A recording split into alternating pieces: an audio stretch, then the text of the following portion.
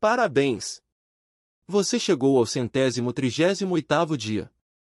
Segundo Crônicas 30. Ezequias enviou uma mensagem a todo Israel e Judá e também escreveu cartas a Efraim e a Manassés, convidando-os para ir ao templo do Senhor em Jerusalém e celebrar a Páscoa do Senhor, o Deus de Israel. O rei, seus oficiais e toda a comunidade de Jerusalém decidiram celebrar a Páscoa no segundo mês. Não tinha sido possível celebrá-la na data prescrita, pois não havia número suficiente de sacerdotes consagrados, e o povo não estava reunido em Jerusalém. A ideia pareceu boa tanto ao rei quanto a toda a assembleia. Então decidiram fazer uma proclamação em todo Israel, desde Berseba até Dan, convocando o povo a Jerusalém para celebrar a Páscoa do Senhor, o Deus de Israel. Pois muitos não a celebravam segundo o que estava escrito.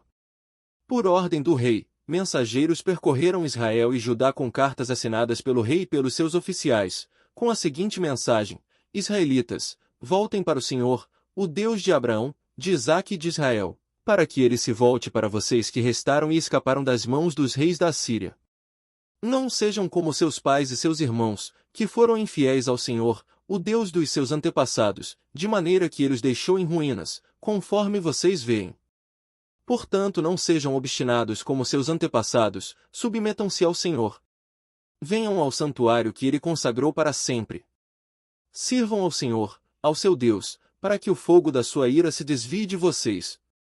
Se vocês voltarem para o Senhor, os que capturaram os seus irmãos e os seus filhos terão misericórdia deles, e eles voltarão a esta terra, pois o Senhor, o seu Deus, é bondoso e compassivo.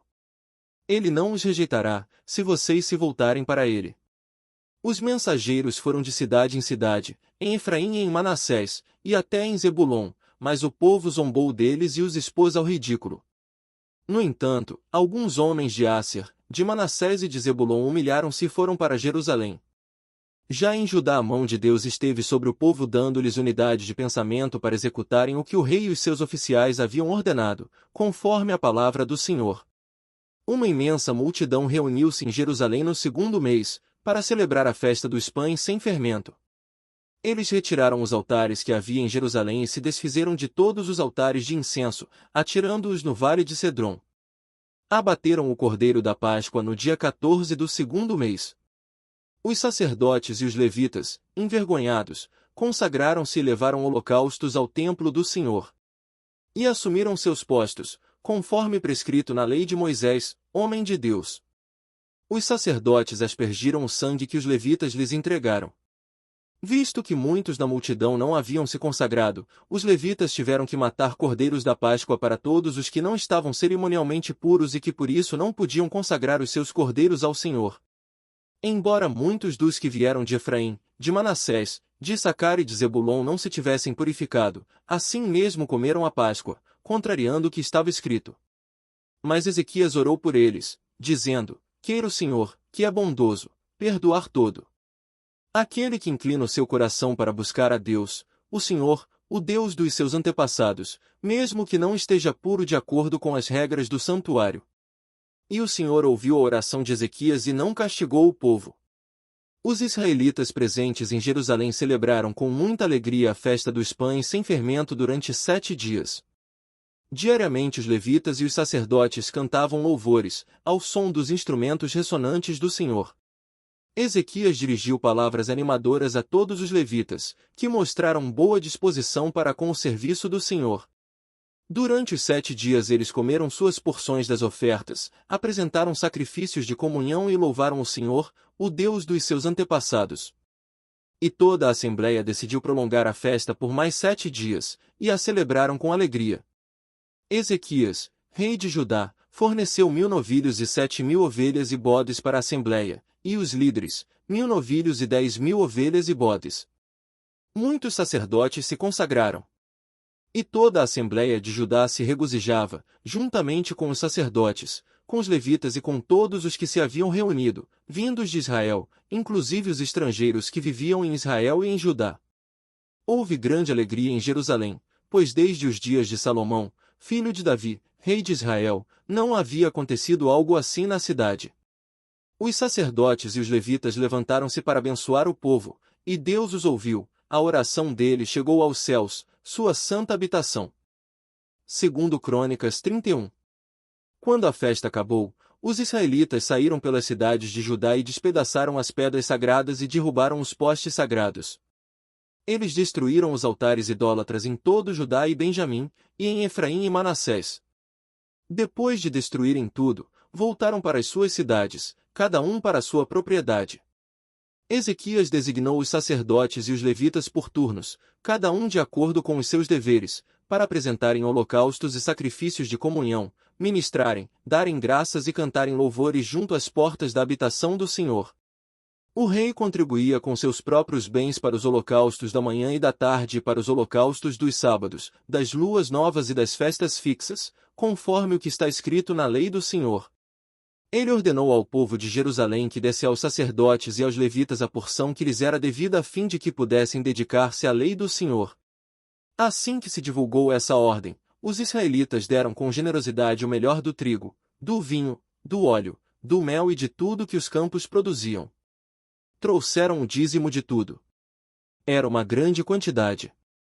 Os habitantes de Israel e de Judá que viviam nas cidades de Judá também levaram o dízimo de todos os seus rebanhos e das coisas sagradas dedicadas ao Senhor, o seu Deus, ajuntando-os em muitas pilhas. Começaram a fazer isso no 3º mês e terminaram no 7º.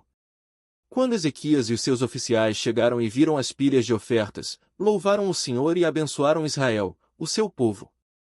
Ezequias perguntou aos sacerdotes e aos levitas sobre essas ofertas. O sumo sacerdote Azarias, da família de Zadok, respondeu: Desde que o povo começou a trazer suas contribuições ao templo do Senhor, temos tido o suficiente para comer e ainda tem sobrado muito, pois o Senhor tem abençoado o seu povo, e esta é a grande quantidade que sobra. Ezequias ordenou que preparassem dispensas no templo do Senhor, e assim foi feito. Então recolheram fielmente as contribuições, os dízimos e os presentes dedicados. O levita Conanias foi encarregado dessas coisas, e seu irmão Simei era o seu auxiliar. Jeiel, Azazias, Naate, Azael, Jeremote, Josabade, Eliel, Ismaquias, Maate e Benai eram supervisores, subordinados a Conanias e ao seu irmão Simei, por nomeação do rei Ezequias e de Azarias, o oficial encarregado do templo de Deus. Coré, filho do levita Imna, guarda da porta leste, foi encarregado das ofertas voluntárias feitas a Deus, distribuindo as contribuições dedicadas ao Senhor e as ofertas consagradas. Sob o comando dele estavam Éden, Miniamim, Jesuá, Semaías, Amarias e Secanias, que, nas cidades dos sacerdotes, com toda a fidelidade distribuíam ofertas aos seus colegas sacerdotes de acordo com seus turnos, tanto aos idosos quanto aos jovens. Eles as distribuíram aos homens e aos meninos de 3 anos para cima, cujos nomes estavam nos registros genealógicos, também a todos os que entravam no templo do Senhor para realizar suas várias tarefas diárias, de acordo com suas responsabilidades e seus turnos. Os registros genealógicos dos sacerdotes eram feitos segundo suas famílias, o dos levitas de 20 anos para cima, de acordo com suas responsabilidades e seus turnos. O registro incluía todos os filhos pequenos, as mulheres, e os filhos e filhas de todo o grupo, pois os sacerdotes e os levitas haviam sido fiéis em se consagrarem. Entre os sacerdotes, descendentes de Arão, que viviam nas terras de pastagem ao redor de suas cidades, foram nomeados alguns deles, de cidade em cidade, para distribuírem as ofertas a todos os sacerdotes e a todos os que estavam registrados nas genealogias dos levitas.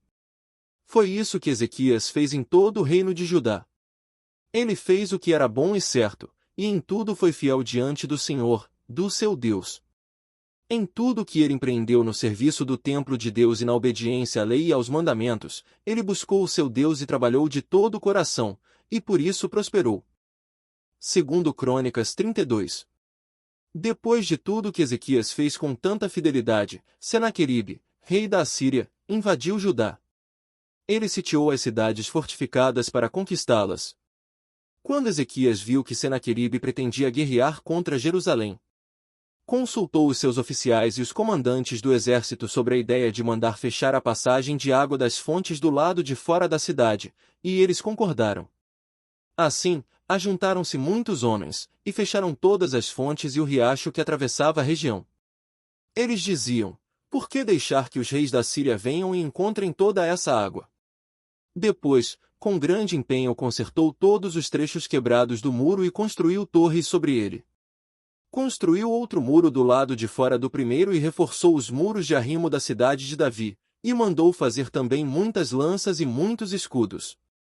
Nomeou sobre o povo oficiais militares e os reuniu na praça, junto à porta da cidade, animando-os com estas palavras: Sejam fortes e corajosos.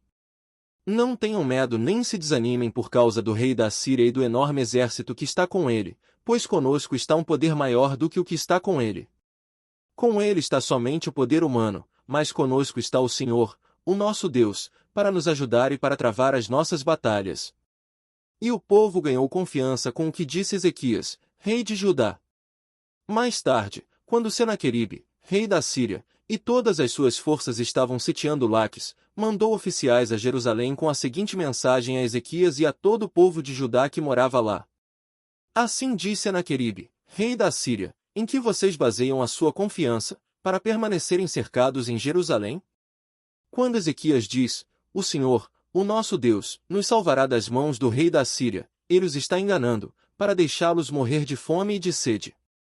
Mas não foi o próprio Ezequias que retirou os altares desse Deus, dizendo a Judá e a Jerusalém, vocês devem adorar diante de um só altar e sobre ele queimar incenso. Vocês não sabem o que eu e os meus antepassados fizemos a todos os povos das outras terras? Acaso alguma vez os deuses daquelas nações conseguiram livrar das minhas mãos a terra deles? De todos os deuses das nações que os meus antepassados destruíram, qual deles conseguiu salvar o seu povo de mim? Como então o Deus de vocês poderá livrá-los das minhas mãos? Portanto, não deixem Ezequias enganá-los ou iludi-los dessa maneira. Não acreditem nele, pois nenhum Deus de qualquer nação ou reino jamais conseguiu livrar o seu povo das minhas mãos ou das mãos de meus antepassados. Muito menos o Deus de vocês conseguirá livrá-los das minhas mãos.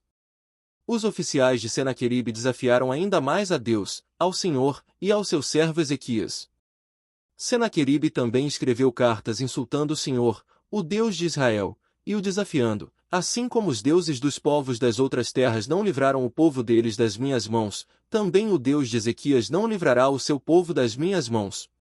Então os oficiais gritaram na língua dos judeus ao povo de Jerusalém que estava sobre o muro, para assustá-lo e amedrontá-lo, com o intuito de conquistarem a cidade. Referiram-se ao Deus de Jerusalém como falavam dos deuses dos outros povos da terra, que não passam de obra das mãos dos homens. Por tudo isso o rei Ezequias e o profeta Isaías, filho de Amós, clamaram em oração aos céus. E o Senhor enviou um anjo, que matou todos os homens de combate e todos os líderes e oficiais no acampamento do rei assírio, de forma que este se retirou envergonhado para sua terra. E certo dia, ao adentrar o templo do seu Deus, alguns dos seus filhos o mataram à espada. Assim o Senhor salvou Ezequias e o povo de Jerusalém das mãos de Senaqueribe, rei da Assíria, e das mãos de todos os outros, e cuidou deles em todas as fronteiras. Muitos levaram a Jerusalém ofertas para o Senhor e presentes valiosos para Ezequias, rei de Judá. Daquela ocasião em diante ele foi muito respeitado por todas as nações. Naquele tempo Ezequias ficou doente, e quase morreu.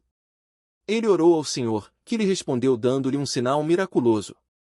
Mas Ezequias tornou-se orgulhoso, e não correspondeu à bondade com que foi tratado, por isso a ira do Senhor veio sobre ele, sobre Judá e sobre Jerusalém. Então Ezequias humilhou-se reconhecendo seu orgulho, como também o povo de Jerusalém, por isso a ira do Senhor não veio sobre eles durante o reinado de Ezequias. Possuía Ezequias muitíssimas riquezas e glória, construiu depósitos para guardar prata, ouro, pedras preciosas, especiarias, escudos e todo tipo de objetos de valor. Também construiu armazéns para estocar trigo, vinho e azeite, fez ainda estábulos para os seus diversos rebanhos e para as ovelhas. Construiu cidades e adquiriu muitos rebanhos, pois Deus lhe dera muitas riquezas. Foi Ezequias que bloqueou o manancial superior da fonte de Giom e canalizou a água para a parte oeste da cidade de Davi. Ele foi bem-sucedido em tudo o que se propôs a fazer.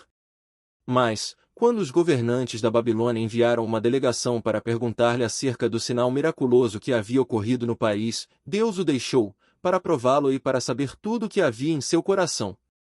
Os demais acontecimentos do reinado de Ezequias e os seus atos piedosos, estão escritos na visão do profeta Isaías, filho de Amós, no livro dos reis de Judá e de Israel. Ezequias descansou com os seus antepassados e foi sepultado na colina onde estão os túmulos dos descendentes de Davi. Todo Judá e o povo de Jerusalém prestaram-lhe homenagens por ocasião da sua morte. E o seu filho Manassés foi o seu sucessor.